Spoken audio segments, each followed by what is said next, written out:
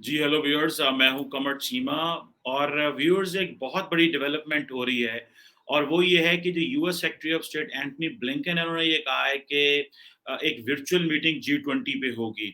और इस पे जो जो इटली है उसने भी बेसिकली ये मीटिंग की बात की है और वो कह रहे हैं कि इटली जो है वो G20 को कह रहा है कि आप अफगानिस्तान पे बात करें। और क्योंकि जो रोटेटिंग प्रेसिडेंसी है G20 की वो इटली के पास है। और इससे पहले आपको याद होगा सऊदी अरब के पास थी और एक वर्चुअल मीटिंग सऊदी अरब ने भी उस वक़्त कराई थी, लेकिन वो एक एनुअल उनका था। लेकिन ये एक बहुत बड़ी डेवलपमेंट है जिसमें G20 ममालिक जो हैं वो आ रहे हैं। अब अहम बात ये है कि आज पाकिस्तान के जो डीजी आईएसआई हैं, इंटर सर्विसेज इंटेलिजेंस जनरल फैज़ हमीद, आज पहुंचे Afghanistan on the invitation of Taliban, ये कहा जा रहा है। और मज़े की बात ये है पर कि G20 में पाकिस्तान नहीं है। G20 में अर्जेंटीना है, ऑस्ट्रेलिया है, Brazil, Canada, China, France, Germany, India भी मौजूद है। Indonesia, Italy, Japan, Korea, Mexico, Russia, Saudi Arabia, south Africa, Turkey, UK, US और यूरोपियन यूनियन है। अब आप इमेजिन कर लें कि ये सारे ममालिक जो हैं they are going to be part of the G20 and they are inviting a special session on Afghanistan. Question ये है कि क्या ये पाकिस्तान को इनवाइट करेंगे, क्योंकि पाकिस्तान एक नेबरिंग कंट्री है और हमारे बहुत ज़्यादा स्टेक्स हैं इसमें।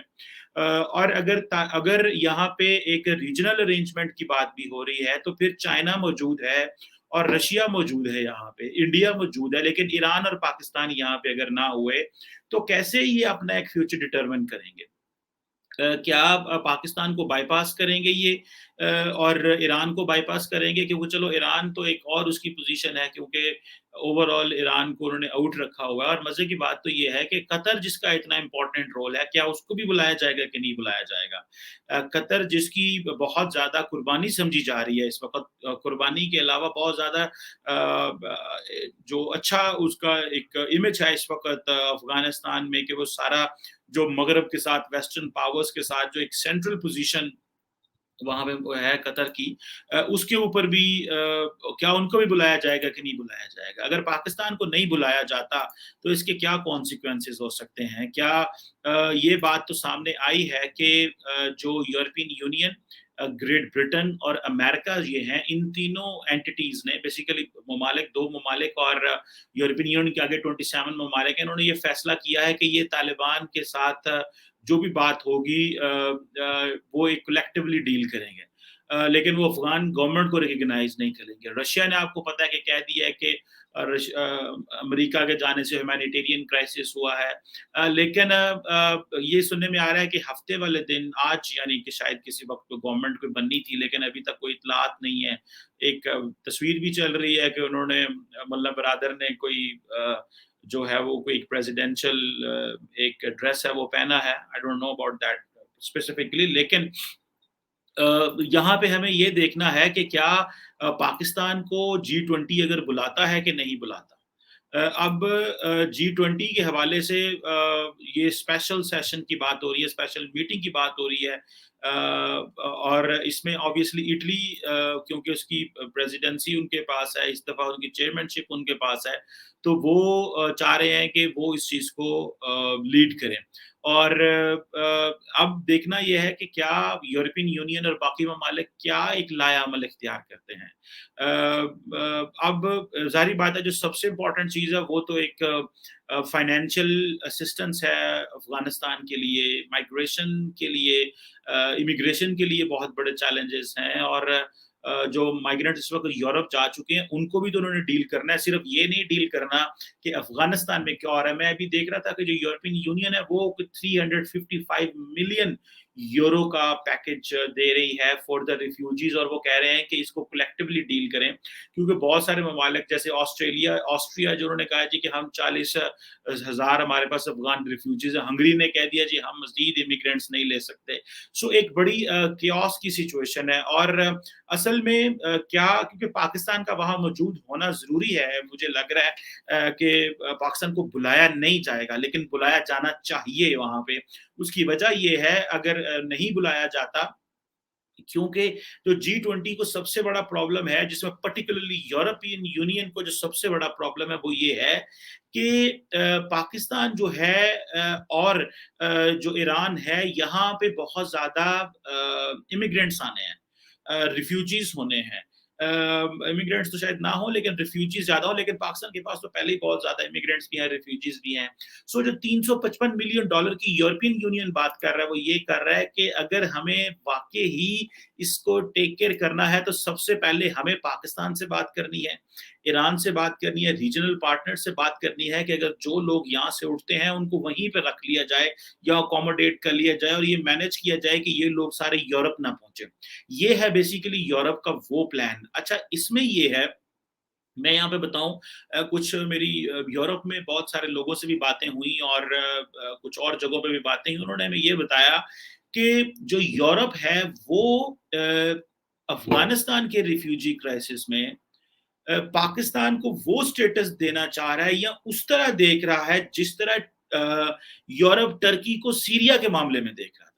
अगर आपको याद हो, जो ये 12, 14, 10 एक साल की जो इस वक़्त लड़ाई चल रही है सीरिया, शाम के अंदर, तो बहुत सारे सीरियंस वहाँ से निकले, वो टर्की में बैठ गए और फिर वो वहाँ से, आपको पता है, यूरोप चले जाते थे। और जब यूरोपियंस जो हैं वो टर्की के साथ कोई मामलात उनके ठीक नहीं होते, तो टर्की इंटरनेशनल बॉर्डर खोल देता है और वो सारे लोग जो हैं वो ग्रीस पहुंच जाते हैं या वो शिप लेके कहीं इटली पहुंच जाते हैं या वो इस तरह कहीं और बाकी ममालिक में स्पेन पहुंच जाते हैं, जहां भी वो पहुंच सकते हैं वो पहुंच सकते हैं। लेकिन इमीडिएटली ग्रीस और इटली ऐसे हैं, रास्ते हैं शायद जहां पे वो पहुंच सकते हैं। अच्छा, अभी वो पाकिस्तान के साथ भी यही करना चाह रहे हैं कि पाकिस्तान को वो असिस्टेंस दी जाए, पाकिस्तान को वो फाइनेंशियल असिस्टेंस दी जाए कि ये मैनेज करे अफगान रिफ्यूजीज को। लेकिन पाकिस्तान के पास तो इतनी कैपेसिटी नहीं है और पाकिस्तान को इन रिफ्यूजीज को मैनेज भी नहीं करना चाहिए। उसकी वजह ये है कि जब ये लोग आ जाएंगे, फिर इंटरनेशनल कम्युनिटी कहाँ से इनकी कमिटमेंट पूरी करेगी? उनको डेली फूड चाहिए और उन्होंने वापस भी जाना है। और मैं किसी यूरोपियन से बात कर रहा था जो इस एवैक्यूएशन प्रोसेस में इन्वॉल्व था। उन्होंने मुझे बताया कि बहुत सारे लोग जो हमने निकाले हैं यहाँ से, वो उनमें से उनकी लाइफ को कोई खतरा नहीं था वहाँ पे। लेकिन क्योंकि हम उनके साथ काम करते रहे किसी न किसी तरह शक्ल में, वो हमारी किसी एनजीओ में काम करते रहे, उनके पार्टनर थे या हमारी एम्बेसीज में वहाँ कहीं काम करते रहे, तो हमने सोचा कि हम इनको इवैक्यूएट कर लेते हैं। बहुत सारे ममालिक ने उनको इवैक्यूएट किया है। सो लेकिन G20 की जो कॉल है उसमें ऑब्वियसली इंडिया भी है। तो मुझे ऐसे लग रहा है कि जो इंडिया है वो along with the western partners, India भी तालिबान को उसी तरह रिकॉग्नाइज करेगा। अगर जिस तरह जो यूके, यूएसए और ईयू ने कहा है कि हम कलेक्टिवली करेंगे, मुझे लग रहा है कि G20 भी कोई कलेक्टिव अरेंजमेंट लेंगे। और देखिए, इन्होंने G7 का इजलास भी बुला लिया था, G7 के बाद ये G20 पे चले गए हैं। और अब जारी बात है, जो नेक्स्ट चीज है वो यहाँ यूएन सिक्योरिटी काउंसिल में जा सकते हैं, बल्कि जनरल असेंबली में भी जा सकते हैं, क्योंकि ये बेसिकली एक इंटरनेशनल कम्युनिटी का मसला है, ये कोई सिर्फ अफगानिस्तान पाकिस्तान का मसला नहीं है। और यूरोपियन यूनियन घबराई हुई है because of all the immigrants. और जो लोग हालात इस तरह के बनते हैं, मैं आपको बताऊं व्यूअर्स, बहुत सारे लोग शायद ना जानते हो कि होता यह है कि पाकिस्तान, ईरान और जो अफगानिस्तान है, ये एक ऐसा रास्ता है कि लोग यहाँ से ट्रैवल करते हुए यूरोप पहुंच जाते हैं। एंड पर्टिकुलरली अफगानी और जो पाकिस्तानी जो हैं, बहुत सारे इन्होंने ईरान क्रॉस किया, ईरान से टर्की गए, टर्की से यूरोप चले गए। और हालांकि रोक लिया जाता है, ईरानी भी कुछ रोक लेते हैं, कुछ टर्की रोक लेते हैं, लेकिन कुछ निकल भी जाते हैं। अभी ये जो रूट माजी में हुआ करते थे, अब लोग वहां पे से नहीं जाते, क्योंकि मैंने कुछ ऐसी वीडियोस देखी थी, जो कुछ बच्चे मैं जानता हूँ कि वो वहां पे बाहर यूरोप गए। मेरे कुछ अपने भी इस तरह के जानने वाले थे जिन्होंने बताया कि वो इसी तरह बाहर गए थे, और वो, खैर उस वक्त ये माजी की बात है, आज से 20 साल पहले, 15 साल पहले। अभी इस तरह की कोई फैसिलिटी या बड़ा मुश्किल हो चुका है। लेकिन इस वक्त तो एक पॉलिटिकल क्वेश्चन है कि क्या जो G20 है जो है वो एक कलेक्टिव फैसला करना चाहती है। अगर तो कलेक्टिव फैसला करना चाहती है, और ये जो इटली के प्राइम मिनिस्टर मारियो द्रागी हैं, वो ये कह रहे हैं कि हम तालिबान के साथ जो एक डील करने की एक कंबाइंड स्ट्रेटजी लेके आना चाहते हैं। और ये जो G20 का सेशन है, इस पे वो कह रहे हैं कि हम चाहते हैं कि फ्रांस और चाइनीज़ से वो बात करना चाहते हैं। आपको पता होगा कि इटली और इटालियन एंड चाइनीज़ गवर्नमेंट्स के अच्छे ताल्लुकात हैं।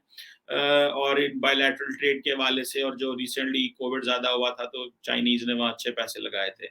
फ्रेंच क्योंकि वैसे डोमिनेट करते हैं ईयू में, बड़ा इन्फ्लुएंस है, तो उससे वो बात करना चाह रहे हैं। यूरोपियंस ओवरऑल अमेरिकन से परेशान भी हैं, जिस तरह के मैंने आज एक वीडियो में कहा था कि जो रैपिड रिएक्शन फोर्स की बात भी हो रही है उस हवाले से।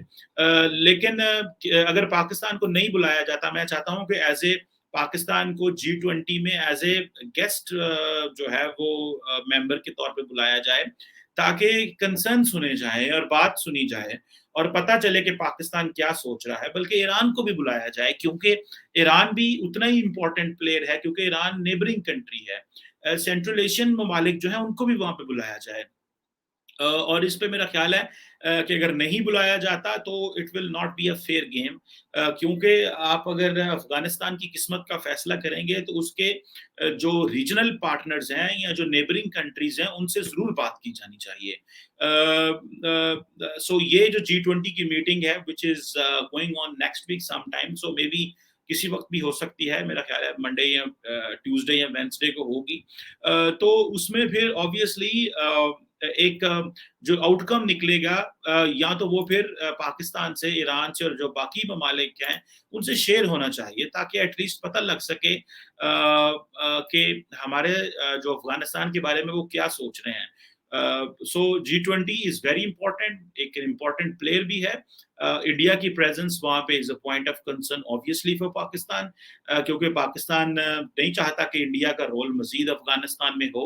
लेकिन ऑब्वियसली इंडिया का रोल होना तो है इन वन वे और दी अदर, जो कि तालिबान जिस तरह कुर्बत चाहते हैं इंडिया के साथ। और मैं तो यहाँ पे बड़ी दफा बात कर चुका हूँ, we just can't trust Taliban, भले आप जो मर्जी उन पे कह लें, बिकॉज उनको जो चीजें चाहिए वो हम सारी तो उनको प्रॉपरली नहीं दे सकते। इसके लिए उन्होंने सबसे राब्ते करने हैं, सबसे इन्फ्लुएंस लेना है, सबसे। और जब भी जिससे भी आप पैसे लेंगे, फिर आप किसी न किसी तरीके से तो एक इन्फ्लुएंस आपके ऊपर रह जाता है। सो इट सीम्स कि इंडिया का इन्फ्लुएंस आइंदा आने वाले दिनों में India's influence will be back on Taliban. Maybe it will take some time to win over Taliban, but there will be an influence. और यहाँ पे कतर और जो बाकी सेंट्रल एशियन एक दो ममालिक हैं, ताजिकिस्तान, उज्बेकिस्तान, उनसे भी बात होनी चाहिए, ताकि G20 अगर उनको एज ए गेस्ट बुलाए तो जाना भी चाहिए, और अगर नहीं बुलाते तो आई थिंक ये एक सिग्नलिंग होनी चाहिए G20 को कि नेबरिंग कंट्रीज को बुलाएं, क्योंकि चाइना और रशिया तो ऑलरेडी चलो बुला रहे हैं, वो जो, क्योंकि उसके ऑलरेडी पार्टनर हैं, मेंबर हैं। हम मेंबर नहीं हैं, लेकिन अगर हमें नहीं बुलाया जाता तो शायद हम बहुत सारी चीज़ें जो उनके सामने शेयर कर सकते हैं वो ना कर पाएँगे। इंडिविजुअली हमें एंगेज किया जा रहा है, जिस तरह यूके ने इंडिविजुअली हमें एंगेज किया, और मज़े की बात है अमेरिका ने हमें उस तरह एंगेज नहीं किया। मुझे नहीं याद कि सेक्रेटरी ऑफ स्टेट का कोई कॉन्टैक्ट हुआ हो पाकिस्तान से, या अमेरिकन सदर ने भी कोई नाम नहीं लिया। हाँ, स्टेट डिपार्टमेंट के वो जो नेट प्राइस हैं, उन्होंने ज़िक्र किया है पाकिस्तान का कि बड़ी क्रूशियल मदद दी है उन्होंने हमें, और ममालिक ने जो हमारे साथ ताउन किया है, लेकिन अमेरिकन्स बड़े साइलेंट हैं। अमेरिकन्स क्या पाकिस्तान के बारे में ख्याल रखते हैं या सोच रखते हैं, ये आइंदा आने वाले कुछ दिनों में ज़रूर पता चलेगा। ये किस तरह का वो होगा, वो क्या व्यू रखते हैं पाकिस्तान के बारे में, पर्टिकुलरली अफगानिस्तान। और यही वजह थी कि पाकिस्तान की जो पॉलिटिकल लीडरशिप है हमारी, वो कोई इस तरह के स्टेटमेंट्स नहीं दे रही थी जिस तरह, जिससे ये मगरब में तासुर जाए कि हम बड़े खुश हैं जो कुछ हुआ है। हालांकि हमारे शेख रशीद साहब जो हैं वो हमें लूज स्टेटमेंट्स देने के माहिर हैं, और वो इस तरह के स्टेटमेंट्स दे रहे हैं, हमने ये तालिबान हमारे बच्चे हैं, हमने पाले हैं, हमने बड़े किए हैं, हमारे पास यहाँ खाते पीते बड़े होते यहीं पे थे, अब वहाँ चले गए। जो एक माजी की बातें हैं, अब उनको बार बार आप दोहरा के मीडिया उसको हाईलाइट बनाएगा, जो आज आपका मिनिस्टर बोलेगा उसकी हेडलाइन बनेगी, क्योंकि मौका इस तरह का है ना तो हमारे लोग जो हैं वो गैर ज़रूरी स्टेटमेंट्स देने में के एक्सपर्ट हैं। भले वो इमरान खान साहब हों या शेख रशीद साहब जो हमारे इंटीरियर मिनिस्टर हैं। एक जो हकीकत है, जो रियलिटी है वो दुनिया को ऑलरेडी पता है, उसको फ्रेश बात करने की इस तरह के माहौल में आप बात करेंगे, आप टीवी को इंटरव्यू देते हैं, इंडियन मीडिया उसको पिक कर लेता है, उसकी फिर इंग्लिश मीडिया की प्रेस हेडलाइन्स बनती हैं, वो फिर वहाँ से वो यूरोप चलती हैं, वो अमेरिका तक पहुँचती हैं। मतलब आप क्यों दुनिया को इस तरह एंगेज करना चाह रहे हैं? when you know there is a reality, but there is a reality, but why talking this way? बार बार गैर जरूरी बात करना। बट आई थिंक आज जो पाकिस्तान की जो सिक्योरिटी लीडरशिप काबुल में मौजूद है, इसका क्या आउटकम है, ये क्या होता है, ये सुनने में आया है कि वो ऑब्वियसली पाकिस्तान के एम्बेसडर को मिलने गए हैं, लेकिन obviously will not meet the ambassador alone, he will also meet with the Taliban as well. वो किस तरह की मीटिंग होगी, क्या होगी, कैसा होगा? This is something very interesting to talk, and this is very interesting to say. Let's hope what comes out of it. But this G20 is very important for Pakistan. If Pakistan miss karta hai isko, then it will not be that much good मेरे ख्याल से। लेकिन obviously it depends on G20 पे भी तो depend करता है कि what they think and what is in their mind. Thank you.